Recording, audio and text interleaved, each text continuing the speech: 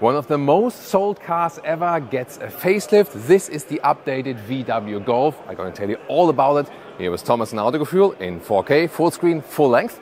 Let's go with all the details. The most obvious change is the new VW logo that is illuminated. It has first of all this more retro styling, and then here the combustion engine models have this illuminated outline here, whereas the ID models have all the way everything in illumination, but I think both looks cool. You can also see this has the middle light strip here that comes with the middle LED trim level. You start base LED, then there's a middle LED trim level, which is presented right here. And on top of that would be the matrix LED, the IQ light. By the way, this vehicle color here is called Ice Crystal Blue. It's a new vehicle color, actually quite cool. It's, has this blue nuance. And in the lower part, this one here is the R-Line trim, the sporty trim. Therefore, you have this high gloss black with this really sporty lower grille. And have you seen that? The sensor here for the radar and so on in the lower part now, it has moved down. Before it was in the logo, but since this is illuminated now, it has to move down. But I think visually, that doesn't make anything. Here, by the way, the turning indicators with the middle LED trim, they are really wide, pretty cool actually. This cascading turning indicator you only get with the optional IQ light. And if you have the style trim level, then it looks a little bit different here, the e-hybrid. And the lower part is a little bit less dramatic, but also this new bumper is new in this facelift. And by the way, also a white vehicle color as another contrast. The length here for the hatch at 4.28 meters or 169 inches. Optional adaptive suspension, the DCC, that is unchanged. Wheels from 16 to 19 inches. These here are 18 inch, so almost at the top. I think a very good compromise maybe between comfort and styling, also with this little bit aerodynamic styling. The R-Line badge and also other version badge like GTI and so on are now a little bit bigger and moved right here. And then once again this typical C-pillar, this is characterizing for the Golf. And what you cannot see with this very vehicle but will be available is a black contrast roof color here for the top, now with the Golf facelift. This here is the updated rear, also with a new light signature inside. In the middle LED trim, the turning indicator looks like this. Overall, a clean rear, and my favorite feature is, even here the R-Line, it gets a new lower bumper and a little bit more impressive, and no fake exhaust. So the Autogefühl fake exhaust police was successful. By your criticism and our criticism, fake exhausts were removed. So always leave your comments as feedback. The manufacturers will read it, and then we can all together change some things. I think it's a cleaner look here, especially in the lower part now. What do you think? And if you have the top LED option, the IQ light, then the rear lamps look completely different. They have this segmentation on the inside, and you can see when you hit the turning indicators, it is also cascading and follows these individual elements. That looks really spectacular. And at 4.63 meters or 182 inches, this is the longer Golf variant, the Estate, a little bit over 6 centimeters or 2 inches longer wheelbase. This also brings you more legroom in the rear. We'll take a look at that very soon. And that's also a nice shot here, the Golf variant next to the all-new Passat variant. So the bigger brother actually, now in this new generation, even longer than before. Key fob, to me, too much high gloss black. You see the fingerprints and so on.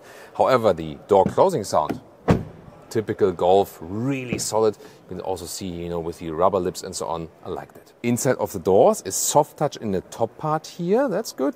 And then we have microfiber insert because this is the R-Line. Then here in the front cockpit, you can see somewhat soft touch also for the dashboard. This carbon fiber alike decor element, but the GTI with the facelift will get exclusive real carbon fiber on the interior as an option. And the seating position here with these R-Line seats, sporty with the integrated head restraint. They're pretty cool. They're red on the outside, some microfiber situation. They hold you tight. At the same time, they offer good comfort also for tall people. And it's 6'2" or 1.89 meters for me. That still leaves some headroom. A panoramic roof is of course still an option. Interior cockpit overview. Two huge changes. First of all, the new biggest infotainment, 13-inch, and the smaller one would start at around 10-inch. So this 13-inch screen is actually standard for style, R-Line, GTI, and also for the R. And second thing, really important to me, here, even in the high trims like R-Line and so on, the buttons at the steering wheel come back. They are still this high gloss thing, but no hashtag capacitive BS anymore. They listened here to the Autogefühl community, so real buttons at the steering wheel. The lower trims did have that still, you know, but the higher trims didn't have that. It is uncertain yet if the R button at the true R steering wheel will still be capacitive, so they're deciding that at this moment. Digital instruments, you can always change the view, what you want to have, more modern view, for example, or also what you want to see on the left or right, and so on. And you can also get a real head-up display that is projected into the windscreen. If you have this larger infotainment system, but both are large now, of course one of the biggest advantages is here the projection for Apple CarPlay and Auto is just larger and also available wireless. Then you have this main menu as a better overview basically. You can also change here the different background colors for the ambient lighting, for example, also with 2 color scheme. And the temperature is either controlled right here, that is possible, or at these sliders. And these sliders here are now backlit even in the smaller version. And for me, important update, the inductive charging pad has now openings for cooling. Rear seats, hardpack at the inside of the doors, and legroom here behind these voluminous sport seats is somewhat limited here.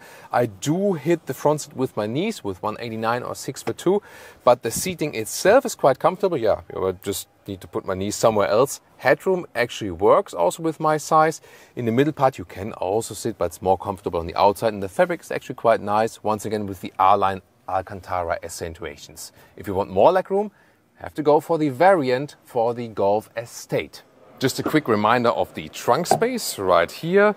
Easily fits the normal luggage sizes, 1 meter or 40 inches in width, and the length is here at about 75 centimeters or 29 inches. Of course, we can also remove this top cover here. Goes actually quite quickly like this. You can also have a better view to the trunk, and you can also then better grab over here to fold the seats. Advantage for the Golf variant, Estate wagon, however you want to call it. Here with the Golf hatch, you remember I was like this with the knees, and here I still have a little bit space then in front of my knees, so definitely better for tall adults in the rear. Now the loading area of the variant, the Estate, 610 up to 1,640 liters. The length is the difference here. First of all, let me get out the luggage. So whereas the hatch trunk would end right here at 75 centimeters, this is here more than 1 meter or 40 inches. So this is the length difference then here. Yeah, I know what you're thinking, with the Estate version. And of course, just easier to load things in and out. And also here the folding mechanism for the seats. It's really easily done. When you put in the head restraints, it's also folding down almost all the way flat. There's a little bit, you know, going up here when you put up the head restraints, and again like this and this, then you come down a little bit flatter. Also some very interesting updates as for the engines. First of all, since this Golf 8 generation we don't have any gas struts. It hasn't been changed with the facelift, sadly. This is here the 1.5 liter E-TSI. That is a mild hybrid version of this turbo petrol engine, 115 or 150 horsepower. If you don't go for the mild hybrid, you can also get it in combination with a manual still. Then there's also the 2 liter TSI 4-cylinder, the stronger engine, either with around 200 horsepower and all-wheel drive, or now 265 horsepower for the GTI version and 300 for the GTI Club Sport. There's still a 2 liter TDI, the turbo diesel, and the biggest upgrade is for the plug-in hybrid drivetrain, now 1.5 TSI, and that one has doubled the battery capacity now to 20 kilowatt hours net, and also 11 kilowatt AC charging or 50 kilowatt DC charging. So after the Golf 8 has been launched, some people were really dissatisfied with the Golf, how it turned out and some of the features. Has this facelift now changed everything? I would like to know from you. Tell me in the comments. I think visually it works very well with the illumination changes, especially here in the R-Line. On the interior, to me, the most important change is the quicker infotainment system. And it's larger but faster at the same time. So we have to test it also longer term if it works, and of course when we do another driving test and so on. I really like the seats here, especially also in the R-Line. This is actually my favorite. Still, would I buy a Golf 8 or a Golf 7.5? I really like the Golf 7 facelift, so I would still be thinking definitely. So what do you think? And also, the Golf has become a lot of internal competition also from Volkswagen itself, because people now also buy the T-Roc or the Tiguan instead of a Golf.